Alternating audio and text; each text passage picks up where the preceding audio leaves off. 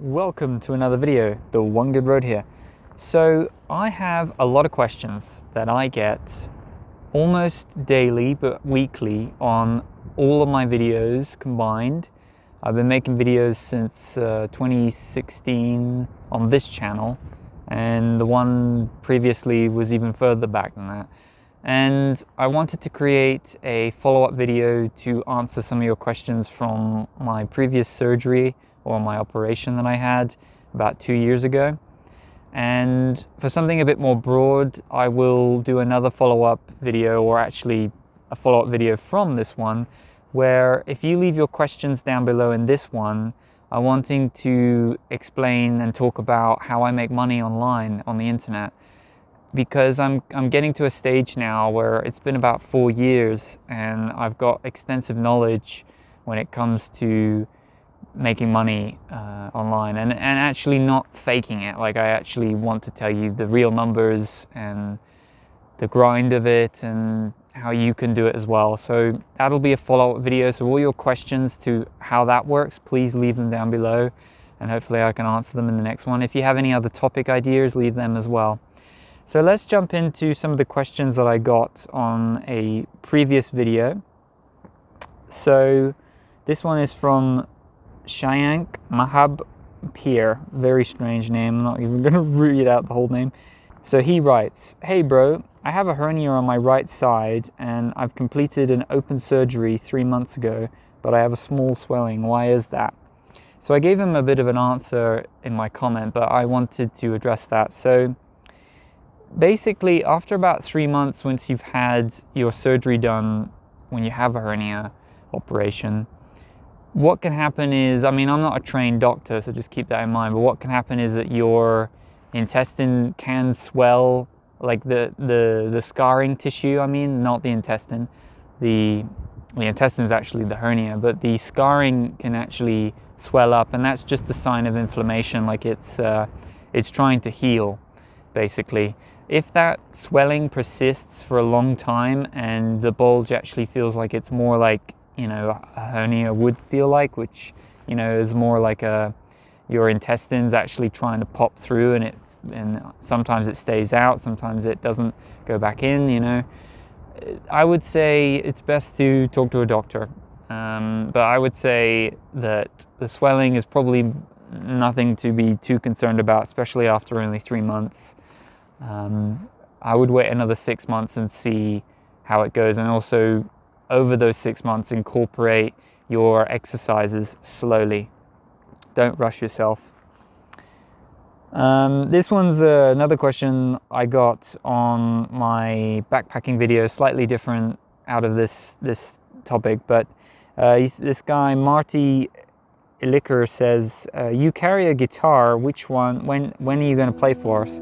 So actually, I've played a couple of pieces as like background music, but I haven't gone fully into just doing like cover songs and stuff like that. I'm worried for copyright, so I try to do my own like music, like my own composition. So I've been practicing guitar now for about 1.5 to almost 2 years.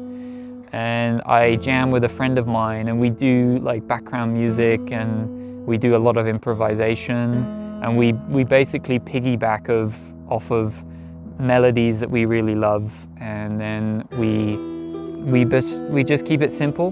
We sometimes do a loop of chord progressions and then some melodies or solos or licks on top of that. And then we put that into the music. The reason I wanted the guitar was so that I had another way to express myself other than just film, and to use music that is my own, so that I'm not like, you know, looking for copyright and trying to get around it all the time. It can be such a pain. So the guitar I have is in the video that you might be looking at, it's either a guitarlele, which is from Yamaha, the one I have at the moment, and a guitarlele is a cross between a ukulele and a guitar.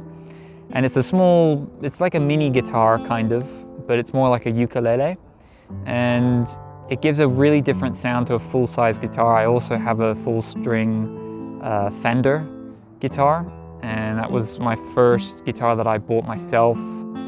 And I trained on a steel string before, but anyway, I won't go into details about that, but those are the two guitars I have right now, and sometimes I play my father's classical guitar, which he just got, and it's a very different style. So yeah, hopefully I'll be incorporating more and more of my own music into my videos, especially my documentaries. And I really would love to work on my documentaries more. Right now, especially last year, it's been tough to like get out and like make adventures and have adventures and experiences. And everything for me has been like more smaller scale stuff. So I've been focusing on more of my local surroundings more. And I live near the Pyrenees, so we've been doing stuff like that for now. I've got so many ideas in the works, so I'll get into that maybe later, but I thought about, you know, Scotland, and I've been doing hikes in the Pyrenees recently, and you know, it's been great, and the backpacking's been lovely. And I have a whole little documentary I made with a friend of mine if you're interested. Another question. Is this bag available in the United States, or from which countries can I buy this bag? That is from Julial Donabj. I'm sorry, I can't pronounce that. So the backpack this guy is referring to is a hiking backpack that is from Decathlon. It's called the NH500. It's a 30-liter pack, and it's from, well, it's Quechua, which is the brand name. You can get it worldwide pretty much, mostly predominantly in France. It is available in the United States. It's just been released. So I'd have a look in the Decathlon store. They've only popped up into San Francisco, I believe, in the Bay Area of California, and that's pretty much it. They don't have any other stores as of yet, and I'm sure that they will expand as Decathlon, the brand, the sportswear company, go across the United States, hopefully. So yeah, and you can get it from Europe.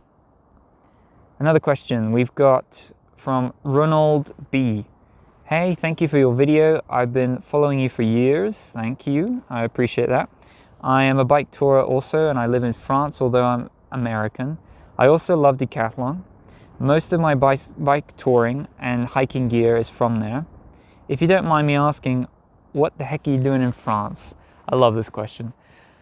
It's a good question. I gave him some answers actually before. I like Decathlon too, and I love bikepacking, bicycle touring, and hiking and backpacking. I love the outdoors. Anything that gets me to have an adventure and outdoors. And the reason I'm mostly in France is predominantly for family reasons. My family is right now based in France, and it's just been easier to live like that for now. We're very close to the Pyrenees. I'm literally sitting in them right now. I've just been hiking along this lovely reservoir that's sort of close nearby, and we're about to get some heavy restrictions in place in France, so we're sort of getting prepared for that again. So everybody's kind of like taking their time to enjoy nature. And I live in France, so it's just for now. You know, I've lived in Australia prior to this. I lived there for about 8 months, and I lived in New Zealand for 6 months. And I've been looking into, we've got this idea that because Britain has left the EU, they have this, they can make new trade agreements, and they're thinking to expand back to their roots over in Australia and New Zealand and Canada. And this idea is called Kanzuk. It's a Kanzuk movement, and I'm kind of waiting to see how those things could unfold, to see if like working rights get expanded upon. It's still sort of up in the air, but I'm waiting for that to sort of open up again. And for now, I'm just enjoying France. Like I said, my family's here, and I love being close by the mountains and in the Pyrenees. It's lovely, it's really beautiful, and for now that's where I'm based. And I'd love to go to Scotland, like I've been sort of just mentioned, and I'm sort of waiting for when that might open up again. It's still very hazy until when restrictions will be opened up, and it's kind of crazy right now. I really hope everybody's trying to make the best of it, make the most of it, and I think that's the best that we can do right now. Hopefully that answers the question. Next one. Don't worry, we'll get back into the surgery hernia stuff soon. I'm just answering some other ones first. We've got something from, did I mention that guy's name before? Ronald B. Yeah. And he actually mentions about visas as well, because I've been looking into, anyway, doesn't matter. But so next question.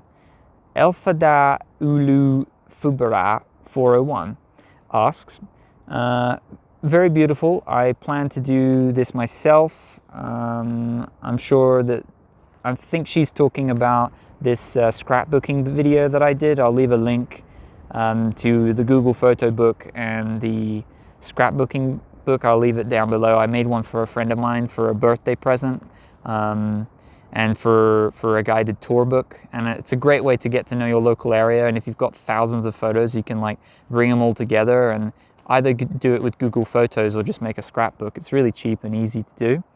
So a few questions she has. First, did you use a colored printer for your photos? No, I didn't. I went down to a store and got them printed at a special machine so that I would have decent quality photos. It was like Kodak Moments, I think it was called. Kind of like the Walmart stuff. You can get them in Australia and any big, large supermarket. They'll have a printing thing. And did I print on normal paper? No. I would recommend using card.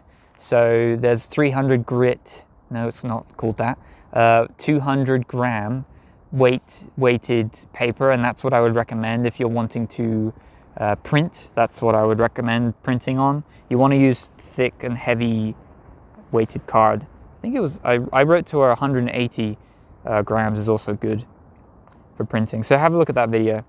Another question, now we're back onto the surgery and the hernia operation. So then this is what inspired me to do another sort of me answering your questions video.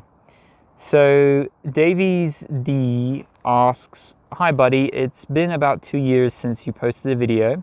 Any updates on about the feeling of having the mesh inside your abdominal area? Does it have any complications or bad effects on you? That's a good question.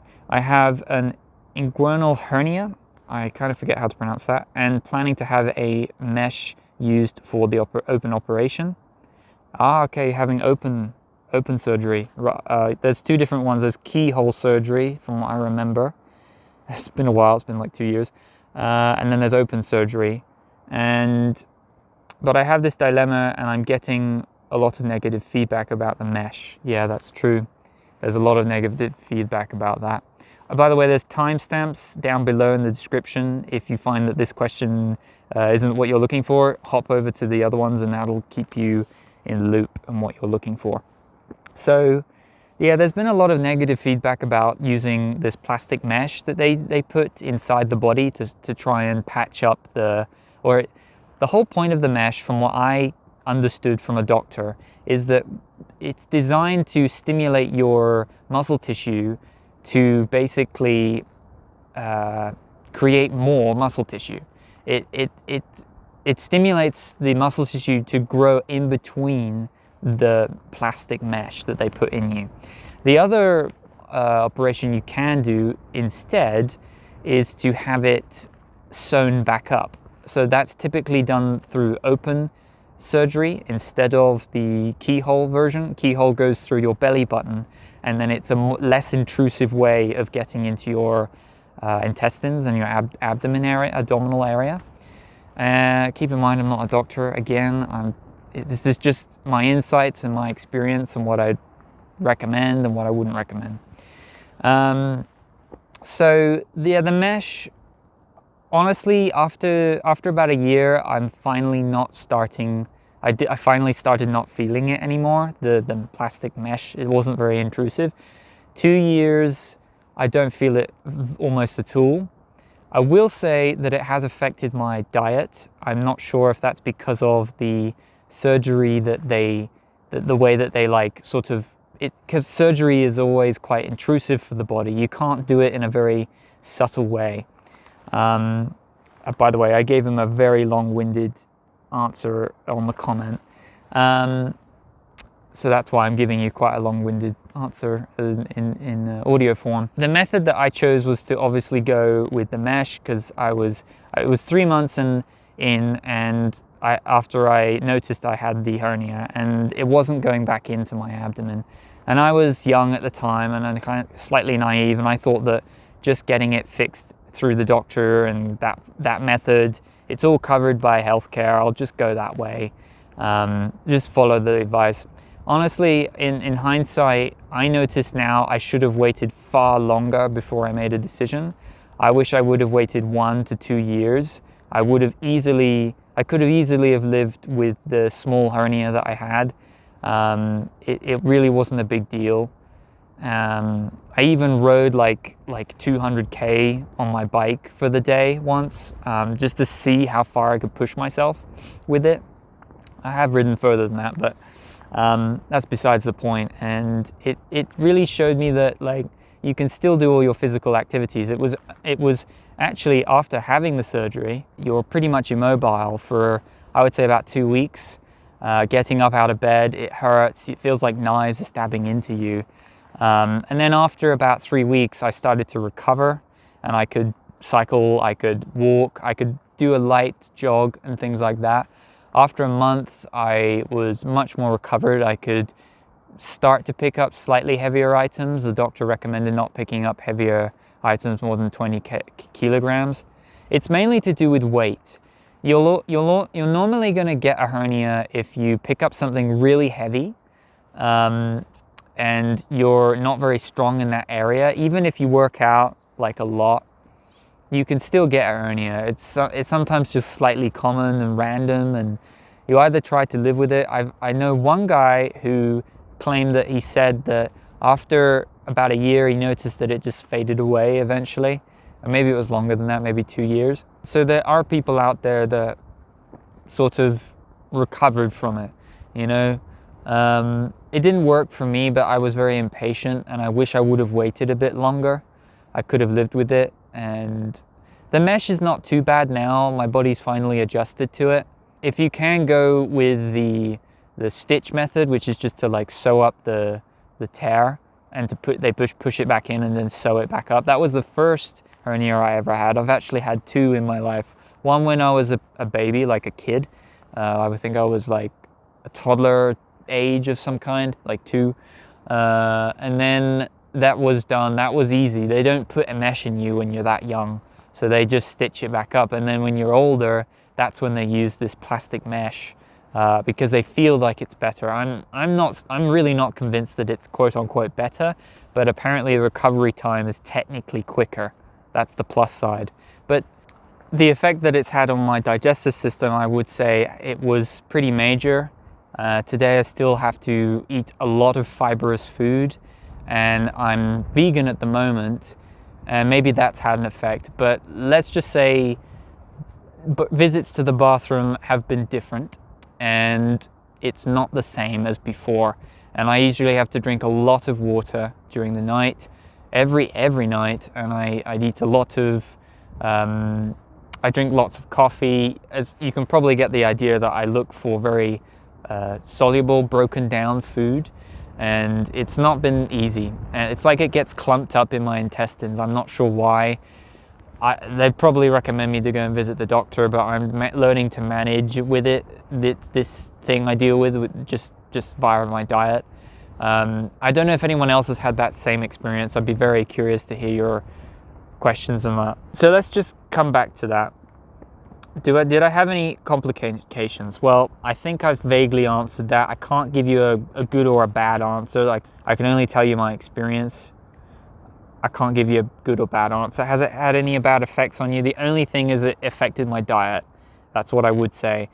Exercise-wise, I've done plenty of hiking. I've adjusted instead of cycling so much, it has shifted me into hiking, because hiking and walking has a slightly lesser effect on my diaphragm, and biking, for some reason, I feel like it kind of had more of an effect on me. So I bike less now and I hike more, and that's that's obviously why you might notice on my channel why things have changed so much. I know I've been doing a lot of product reviews and things like that. I'm trying to be informative, but this is something just a bit more personal, you know, a bit more real. And hopefully you're enjoying the scenery that I've been, well, walking through so much of. And the Pyrenees is just absolutely gorgeous. So yeah, I've been hiking more, and I did a lot of running. I did an ultra marathon. So even after about 8 months, I was running an ultra marathon and stuff like that, like 50K. And the point is, don't feel hindered by not having the operation or either having it. You can still do all your activities and your hiking. You can do all the exercise you like, but you just have to be a bit more kinder and think a bit more about your body posture. Like, I do my calisthenic workouts completely differently. My body weight training is not the same workouts that I did before. I work on my abdomen in a very different way now, so that's changed. But I think honestly, you have to discover this for yourself. I would say wait it out, see how it is after a year or two. If it's having a negative impact on you, it's really painful, digestive issues, go and have it fixed. It's probably the best thing to do. If you can learn to live with it, just live with it. It's not a bad thing. The only time you need to get it fixed is when it causes you severe pain. And you will know when it causes you like severe pain. And I hope that's the best answer I can give for that. Davy. If you have any other questions about it, or you have your own insights, please leave them down in the comments below. It's an open discussion. We can all talk about it and see what's the right thing. I didn't really know what was the best thing to do, and maybe 5 years later I can give you an update. But I can tell you now, I'm fully recovered. I'm doing my life is all kind of like flowing again, kind of. Trying to manage with 2020, you know, like trying to manage with the year we've had before, but you know. Let's move on. That was a long question. Leon Chris asks, is everything okay now? Can you feel the mesh? Well, I've already kind of answered that. And if you don't mind me asking, how big was the hernia, I think he's trying to ask. And do you have any advice on the long approach to it? And he says, he's asking Davies, did you end up getting the surgery? That's a good question. We're interested. Did you get the surgery done, Davy? And if so, is everything okay? Well, for me, like I've already answered, it was mostly digestive, and it affected my workouts a lot. But I've found ways to work around it and to find my flow again, because I have to exercise. It's like fitness for me is like so important, and moving the body in some kind of way or fashion. But it's just important not to overstrain your hernia, like your abdomen. That's the main thing. I would say, I think I've already answered best I can, and everybody has to try and experiment and find out what works for them. Let's move out of those questions and we'll put it into a different direction. So this was a comment from my previous hiking shoe review from Summit Babaria. Are these shoes very warm inside, and are they breathable? He looks like a he. Sorry. The shoes are not. They're slightly breathable. These are the mountain hiking ones that I got from Decathlon. They are slightly breathable, that they're not the best, and they are not waterproof at all. I would highly recommend watching through the review and you'll see what I mean. If they get wet, they're not very warm. And then if it's a dry day, then that's the best kind of... I use them for my trail running now. I don't really use those shoes for just hiking. I've got another pair I'm testing out. Literally, I'm wearing them right now. Next question. Maria Cox asks, hello, is it possible to import the GPX traces or GPX tracks into that app that you're looking at? That was a review on an app that is one of my favorite navigation apps on my smartphone called Windy Maps. No, you can't import them on your phone. You have to go through the website. That was a quick one to answer. Maga Anti-Globalist, that's a funny name, asks, what accent is that English American accent? Like I said, I've grown up in, like, I'm living in France, like right now. I've lived a bit in the States, a little bit in California. I've lived in Australia, New Zealand, and I grew up in the UK. So my accent's a little bit mixed, you can probably hear. Right now I think it still retains its British flavor a little bit, but I haven't been back there in a while, and I kind of miss being around English native speakers. I really want to do some hiking with someone again, and to, like, for me, I've been looking at Scotland a lot and the Pyrenees. So if anyone is interested in the opportunity to hike together, I can read through your profile and have a look on, like, Instagram. You can message me on there, and we can see if that's possible. That would be fun. Anyway, slightly diverging off your question, but yeah, my accent's a bit mixed. Shane OC asks, how tall am I? I am 173 centimeters. Hannah Vochanska asks on one of my bikepacking setup videos, do you have a solar panel? Please expand on that, please. So I used to have a 25 watt panel that was just from Amazon. It wasn't my favorite. It sort of charged my phone. I don't highly recommend it. If you can get those newer ones that have, like, a better brand name, like from Anker, I recommend stuff from Anker. I'm using a battery bank from Anker that is pretty good. And solar panels for me are only, like, for backup emergency power. They're not practical for me. I know that they can allow you to be off-grid, but right now the watts that you get from a solar panel are just not enough. It's like 50 watts. Or like I said, if it could get to 50 watts in that same size as the 25 watt, then we can start using it to charge our devices in a more off-grid setting. But that's what I'd recommend. I used to just use, and I still use, a battery bank. I power up a battery bank in it, and it's a lot better that way. So that is pretty much it for this questions and answers video. I hope you've enjoyed this sort of semi-podcast. You can either play it in the background while you're doing other things, or you can enjoy the footage that I have embedded into this clip, and I hope that I have answered your questions. Next up, I want to, like I said before, I want to do maybe one about how I make money online. So you can ask me all sorts of questions about how much money do you make per month? Where do you get your income from? And stuff like that. Like I said, there's some backpacking opportunities that I am sort of optimistic for, so definitely message me if anyone's interested in that.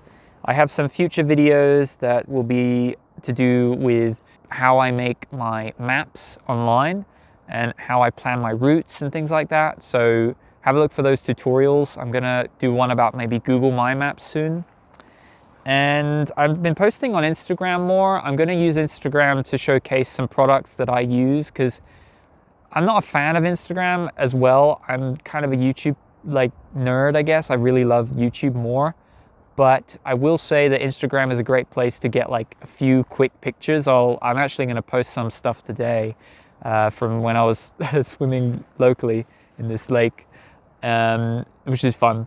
But I definitely want to use Instagram to showcase the products that I use more often, not just pretty pictures. I really want to, and I will leave a link in the description on my profile on Instagram, where you can have a look at my Amazon, like, web store. I've just set up a new web store on Amazon, and it's where I showcase all of the gear I use, and it's all affiliate links. So if you want to support what I do on the One Good Road, and you want to get some good recommendations on outdoor equipment, have a look at that list that is either in the description for all the equipment I use. I leave it, I've got links all over the One Good Road, so have a look at that. And it's all stuff I recommend. It's all budget friendly, and it's stuff I test, and I'm very honest in my reviews. So have a look at all my previous reviews.